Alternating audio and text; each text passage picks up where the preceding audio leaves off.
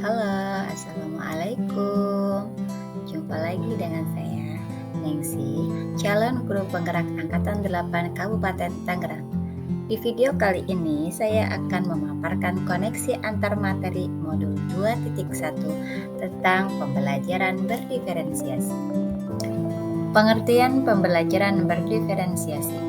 Pembelajaran berdiferensiasi adalah pembelajaran di mana seorang guru menggunakan berbagai metode pengajaran untuk memenuhi kebutuhan individual setiap siswa sesuai dengan kebutuhan mereka.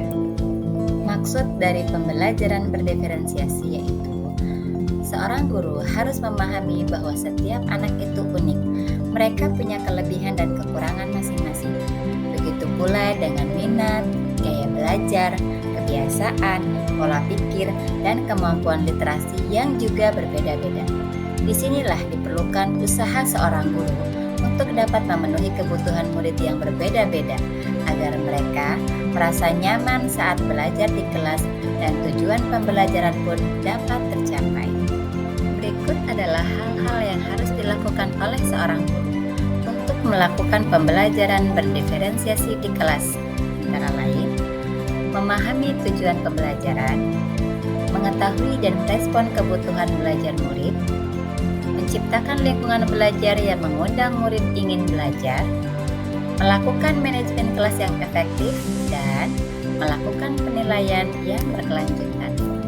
Berkaitan dengan kebutuhan belajar murid, maka seorang guru harus memahami 3 aspek kebutuhan belajar murid berikut ini. Pertama, kesiapan belajar. Kedua, minat. Ketiga, profil belajar. Apa yang dimaksud dengan kesiapan belajar, minat, profil belajar? Mari kita rinci satu persatu. Pertama, kesiapan belajar. Kesiapan belajar yaitu guru harus melakukan asesmen awal dengan tujuan agar dapat memahami pengetahuan awal siswa untuk mengetahui apa yang telah siswa ketahui. Yang kedua, minat. Minat siswa tentunya berbeda-beda, karena minat merupakan salah satu motivasi penting bagi siswa untuk terlibat aktif dalam proses belajar mengajar. Yang ketiga, profil belajar. Profil belajar siswa sangat erat kaitannya dengan lingkungan, budaya, gaya belajar, dan kecerdasan majemuk yang berbeda-beda antara satu siswa dengan siswa lainnya. Lalu, bagaimanakah seorang guru dapat mengetahui kebutuhan belajar siswa? Berikut adalah cara mengidentifikasi kebutuhan belajar siswa. Yang pertama, mengamati perilaku siswa.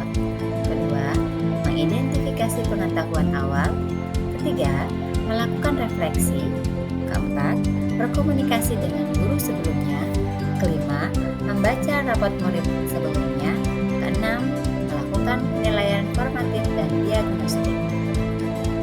Strategi untuk mendiferensiasikan pembelajaran dapat dilakukan dengan 3 cara, yaitu diferensiasi konten, diferensiasi proses, atau diferensiasi produk.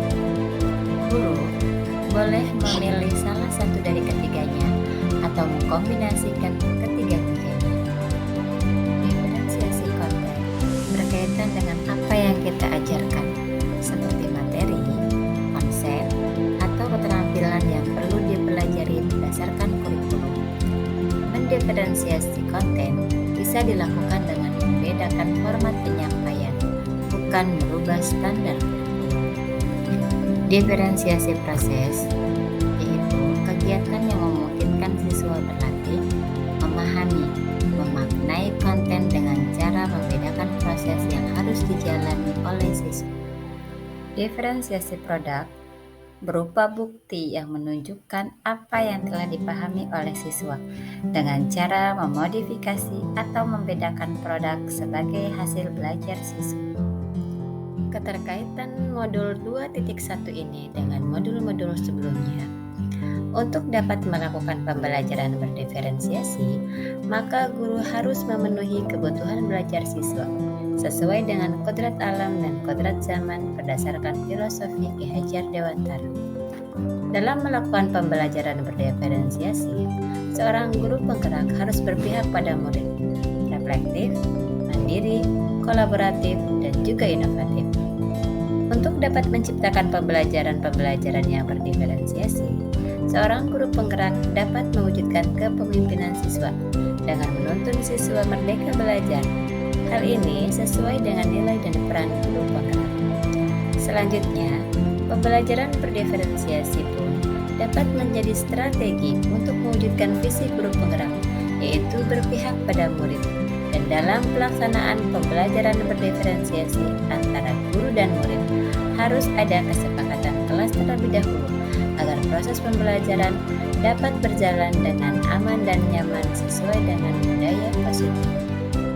Terima kasih sudah menyaksikan video ini. Salam Guru Hebat.